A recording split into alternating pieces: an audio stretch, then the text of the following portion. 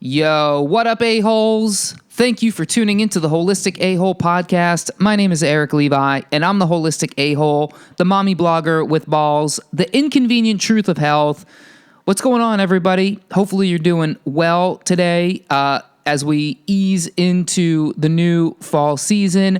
Things are changing. People's bodies are shape-shifting back into winter mode, slowly but surely. Yet it's still hot outside. What's the deal with that, right? That's where we at this time of year. And maybe you're in that mode of like, should I keep caring about my health? Should I not? I don't know. Maybe this episode coming up that we're going to have today will convince you that you should absolutely be making sure to not just let your health go because you're not trying to look good in a bathing suit or it's not wedding season anymore. You should be monitoring your health and optimizing your health every single day. And I'll tell you why. Because today what we're going to talk about is a little phrase that I've picked up over the last couple years, which is iatrogenic death.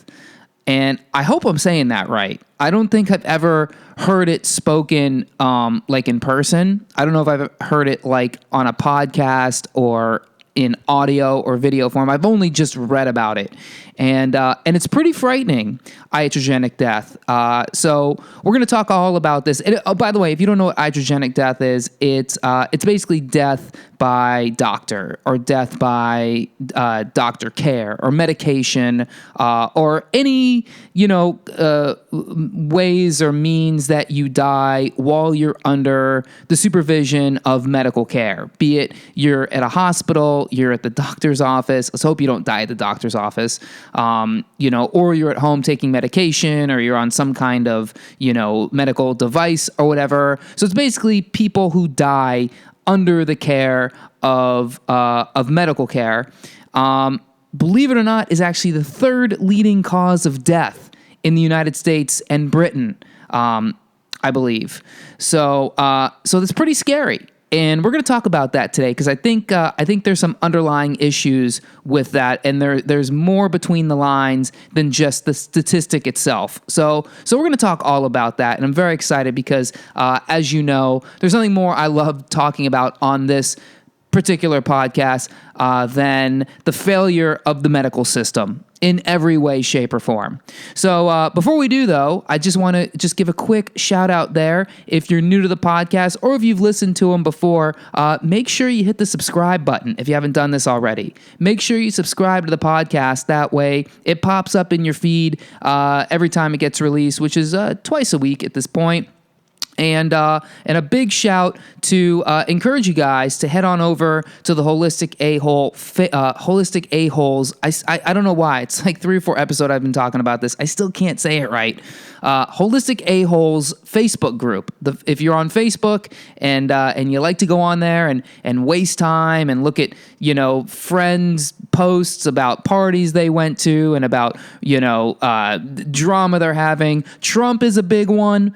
If you're sick of all that just Facebook feed garbage and you're kind of starting to doubt Facebook, by the way, Facebook lost, I think, like 25% of its users last month, which is pretty crazy. Or not last month, but in like the last year. People are deleting Facebook. First of all, off their phones, and then just not going on anymore or canceling their accounts because it's become a fucking what do they call that? It's just become a pile of garbage. It's just become, just the same 4 people on your feed over and over again talking about the same thing. Everyone's getting triggered. Everyone's angry. Everyone's giving their life story. Everyone's giving way too much information, and it's becoming quite sickening. So if you really like Facebook, but you're just sick of your feed, the Holistic A-Holes Facebook group is a good place to go and get a new Facebook experience because we're talking about health. We're talking about this off-the-grid way of taking care of yourself at minimal costs. And we're not, we're doing our best to bring the good, valid information that, by the way, you're not going to get from your doctor. You're not going to get from your friend who's on the keto diet or the vegan diet or who had some surgery or whatever it is. This is information you're not going to get from these very easy sources. This is an easy way to get real, good, critical health information. On top of the fact that you can go on there and just brag about how great your diet is, throw some pictures up there, some videos, whatever it is. Just go to the Holistic A-Holes Facebook group if you love the podcast, just if nothing else to keep up with what's going on here. So that is my Holistic A-Holes Facebook group announcement. And then also you can catch up with the Holistic A-Hole page on Facebook, Holistic A-Hole on Twitter, Holistic A-Hole on Instagram.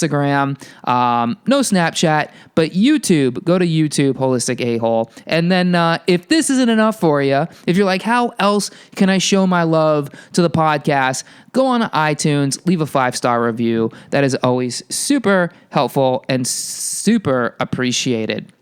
So let's talk about the topic for today, iatrogenic death. And I would encourage all of you listeners, if this is a new concept for you, if you've never heard of this before, go online and do everything you can to learn as much about this as you possibly can. I'm going to give you as much as I can today in a short amount of time, but there is a ton of literature on the internet.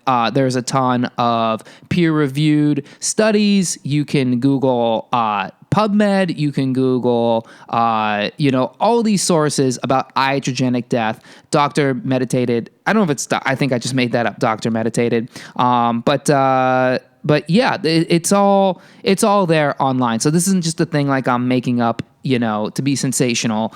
This is a real thing, and I found out about it probably a couple years ago. And for me, I don't know why, but it just wasn't a shocker. It just wasn't a shocker to learn that the third leading cause of death in the United States is actually because of medical care. Again, whether you're at the hospital, whether you're taking pharmaceuticals, medication. I mean, in the last couple of years, I've seen this happen in my life, a couple times. And it's crazy, my grandfather passed away a couple years ago, lived into his 90s, and for the most part, never really had any serious medical issues. I don't know if that's because he was healthy or because he just didn't go to the doctor. I'm leaning more towards the latter. And as he got older, he was slowly kind of like, things were going wrong here and there. And then one day he just had, I think he fell. He had like a fall. Old people fall. He had a fall, and then he went to the hospital. And I visited him in the hospital. And then the next day he was dead. And that was a shocker, through the whole family. It blew me away because I saw the guy just the day before with my own eyes, and I don't want to say he looked fine. He just was in the hospital. Nobody looks fine in the hospital, but he hadn't suffered any, serious health. He didn't have Alzheimer's. He didn't have diabetes. He didn't have heart disease. He didn't have cancer. He didn't have any of this stuff, right? He was, as far as old people go, he was ticking away, he was doing his thing. And then he just had a massive heart attack in the hospital. And we still don't know where it came from, how it happened. It's just kind of like, oh, that's just the thing what happened. How does it happen in the hospital?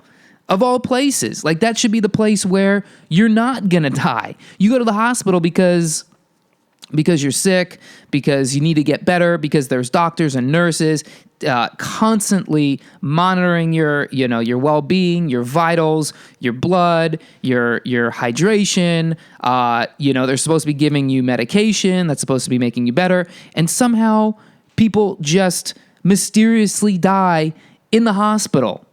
And if you go to a hospital, sometimes you can kind of see why. There's some hospitals that are just not good. Like, I wouldn't wish them on my worst enemy. And this was actually a hospital. The hospital that my grandfather was in, It was not a hospital that I thought was particularly modern. It was, a hospital, 4 years ago. Yeah, they had modern equipment, but it just felt old. It felt a little dirty. It, like, some of you guys who live in places like, Arizona or California or Florida or even like North Carolina or something, there's so much new development there that you don't really see this. But here in New York, everything's old. New York, Boston, Philly, maybe even DC, like everything's old, So the hospitals, they have kind of like an old feel, and it felt crusty. It just felt like I wouldn't be shocked if I saw a roach. That's how it felt to me.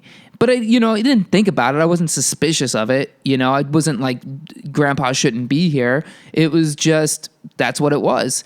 And then the next day he had a fucking heart attack and died. And, you walk around hospitals, you see their cafeterias, you see the food they give people. They have fucking Jell-O in hospitals. They have, fucking sugary cereals. They serve people, just garbage, like microwaved, I don't know, what are those, Salisbury steaks and, fucking just terrible food. And I'm not talking about flavor and taste. I'm talking about like quality. How can you give people just GMO, pesticide, ridden fucking, trans fat, garbage, vegetable oil laden food, while their lives are literally hanging in the balance? If you're in a hospital, there's a good chance with any wrong move, you could be dead. So they hook you up to IVs, they hook you up to, monitors, they hook you up to all this stuff, but then they just shovel poison into your mouth and wonder why it takes people so long to recover in hospitals, or why people just die in hospitals. So there you go. There's iatrogenic death right there. Just go to a hospital. People are dying in hospitals who shouldn't be dying in hospitals. I get it. If you have a stroke, or if you have a heart attack, or if you get in a serious accident, you go in the hospital. There's a good chance you could die in the hospital. People go in the hospital all the time and then die, not because the hospital was bad or the doctor's bad, it's just because you went in there and it was like, if the hospital wasn't there, you probably were dead. Okay? I'm talking about people who should not be dying in hospitals are dying in hospitals. But this isn't even like this is not the big enchilada. That's the canary in the coal mine right there. Okay? That is kind of like the shot across the bow. That's like, okay, that's kind of weird.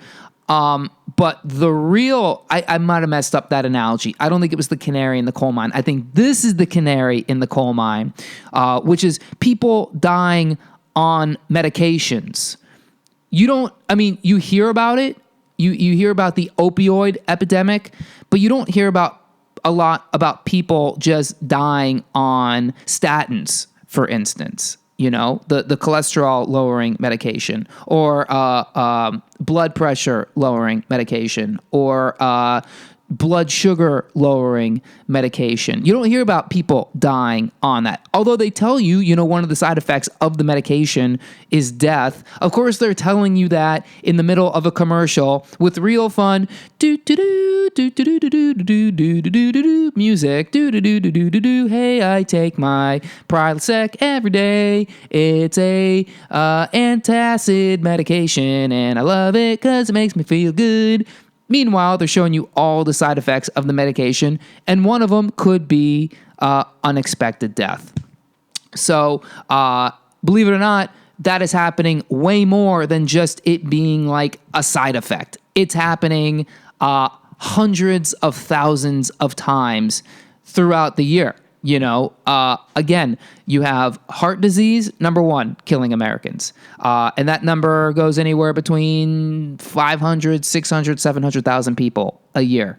Then you have cancer, right? And that's also up there in like the 400, 500,000 range. And then you have iatrogenic death, which is I believe when they tabulated in 2016 or 2017, it's like a little over 200,000.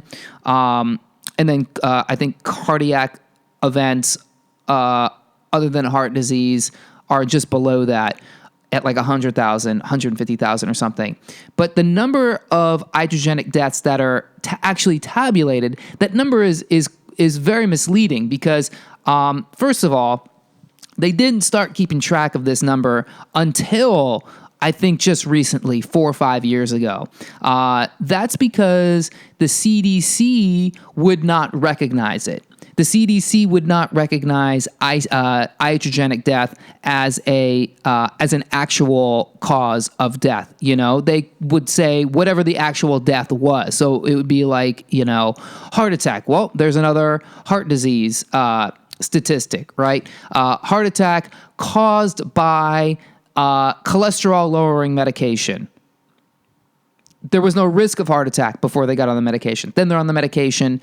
The medication caused the heart attack, but they'll still write it down as heart disease.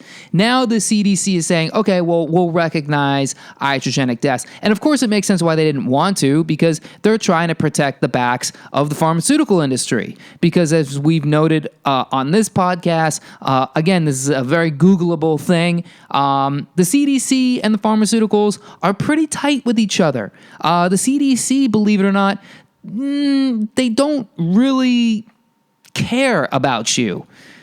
They don't, you know, they care about making sure that the people in the organization are paid, making sure that the people high ups are paid, making sure they have a nice cozy relationship between the pharmaceuticals, the FDA, and of course the Supreme Court, because there's, you know, all these different laws that are passed that make sure that you can't sue the CDC or that you can't sue the pharmaceutical companies, or you can't sue the FDA, you know? So the CDC's living pretty high up on the perch.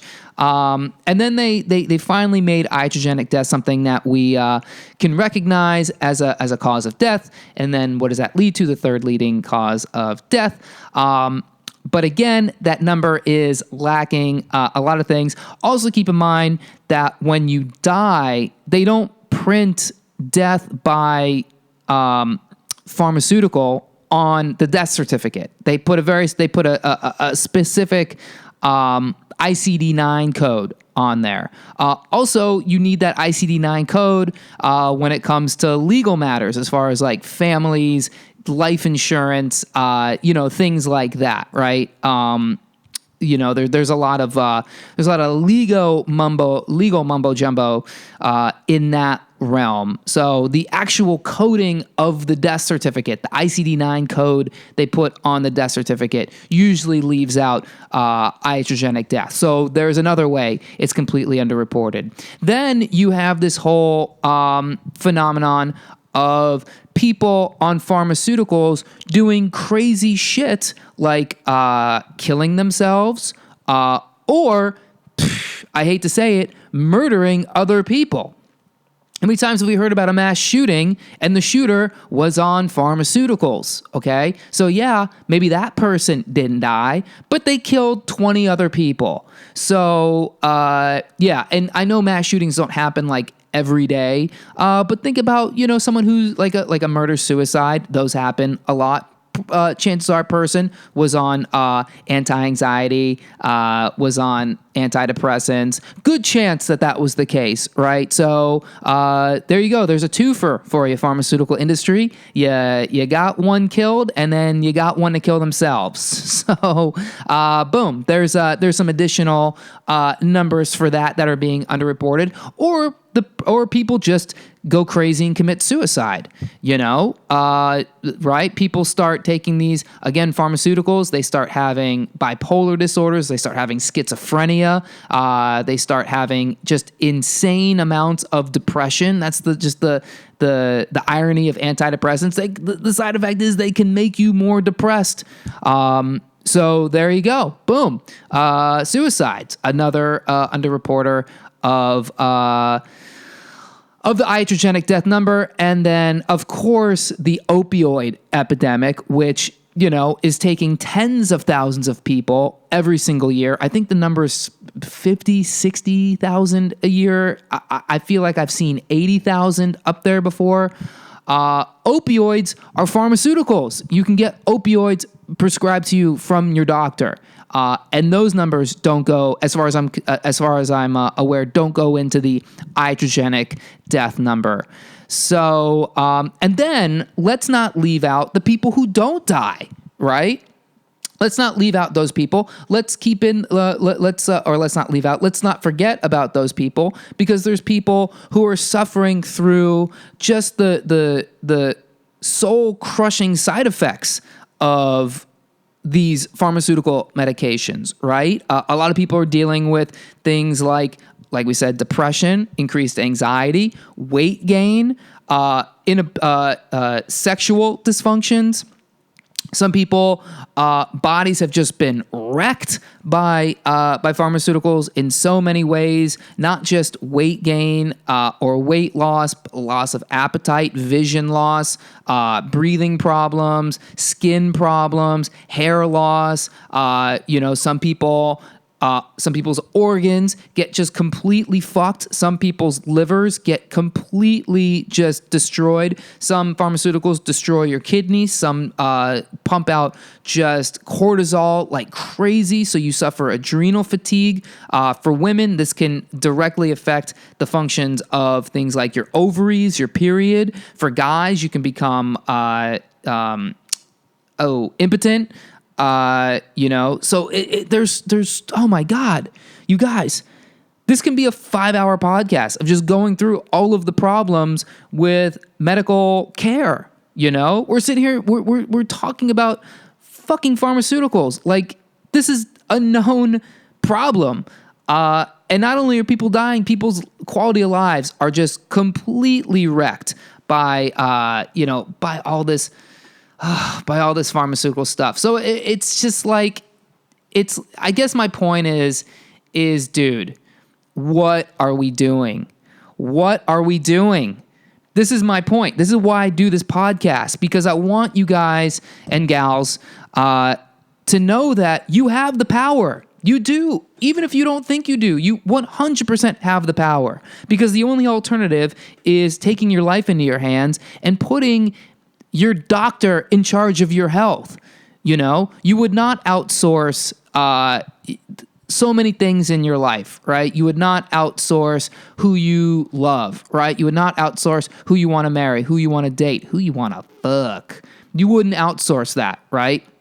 You wouldn't outsource what you want for dinner. You wouldn't have somebody in charge of telling you, like what you want to eat for dinner or what you want to eat for breakfast, or outsourcing the decision of, should I go hang out with friends tonight? Should I stay in and watch a Netflix movie? Or you wouldn't outsource somebody making the decision of what Netflix movie to watch, right? Or what to do, what websites to scroll through. You wouldn't have somebody telling you what stores you can shop at. So why are you outsourcing somebody to tell you how to be healthy? Stop making medical care so much more complicated than it is. It's really not. If you just connected with your body, if you just connected and recognized and had the awareness of how you feel when you eat something, when you move, when you do anything that affects your health, stay aware of what's going on in your body, because you're the expert. You're the expert of your body. Stop going into the doctor as like a helpless person, who has no idea how to handle what's happening. Yeah, health can be a real scary, murky, confusing realm, especially if you start Googling things can get out of control. But if you have your foundations, you know what I mean? If you're drinking the good, clean water, if you're staying away from inflammatory things, if you're staying away from processed garbage, if you're staying away from refined sugar, if you're staying away from meats that were cooked in vegetable oils, if you're staying away from bad medical advice, if you're eating good fats, if you're getting the right minerals, if you're doing these things, then you're lowering the odds of needing to rely on the completely flawed medical system. We call it sick care because the only way that the healthcare system works is by keeping you sick. And the people who die in the care of medical professionals, quite frankly, is a disappointment to the pharmaceutical industry. It's a disappointment to your doctor because all that revenue now, they don't get anymore, and they want that revenue. It's what keeps the stockholders happy, all right? I have a 401k plan. I'm sure it has its tentacles somewhere in pharmaceuticals, okay? If I want to retire with more money than I have now, I need pharmaceuticals to keep going up. So I need people to keep getting sick and to keep taking pharmaceuticals. And I'm not saying that like I'm happy. I'm not saying that like I'm proud of that. It's just the fact of the matter, you know?